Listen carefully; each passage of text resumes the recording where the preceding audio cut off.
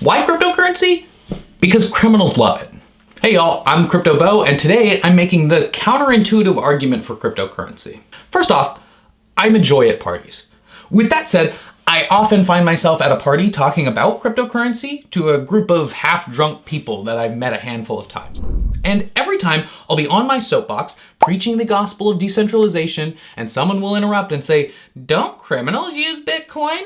Which is a valid question, but maybe they could have waited until the end of my thing, but whatever. So I stop and give all the logical answers. No, Bitcoin has a lot of mainstream appeal now, even in the financial circles. It's a public blockchain, so it's actually really bad if you're trying to hide crimes or something. And you know what criminals use more than anything else? Dollar bills, y'all. But all that is neither here nor there, because that's not the argument I'm making today. The exact opposite, actually. Cryptocurrency does make it easier for criminals to transact, and that's exactly why it will stick around. I wasn't lying. Criminals don't use Bitcoin anymore, but they do use coins that are more explicitly committed to privacy and economic freedom, like Monero. And you know why criminals use it?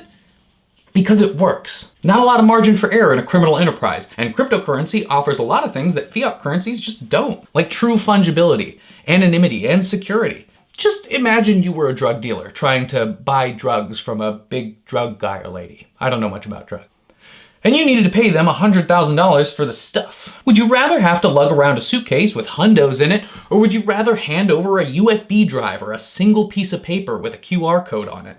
Cryptocurrency works for criminals. It makes it a lot easier for them to do their business, and it makes it a lot harder for any government to seize their funds. And the thing to remember is, criminals are powerful. They lobby lawmakers too, and the things they want generally happen. So crypto is likely here to stay.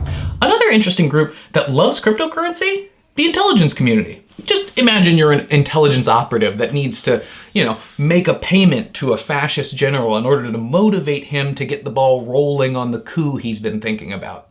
Would you rather transport pallets of gold bars or simply hand over a USB drive worth $10 billion? Patrice Lumumba's not gonna kill himself, Remember when the Obama administration allegedly flew a pallet of cash into Iran, and then the picture went viral, and people said that it was, a pay-to-play scheme for the Iran nuclear deal? Well, if those dummies at the State Department had been hip to crypto's jive, then maybe no one would have ever known. As long as criminal organizations, legal or illegal, love cryptocurrency, it'll probably stick around. So it may be worth paying attention to. And that's my counterintuitive argument for cryptocurrency.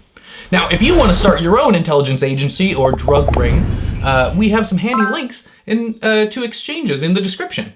If you use our links to sign up, you'll even get a little discount on trading fees while you figure out where you fit in the crypto economy.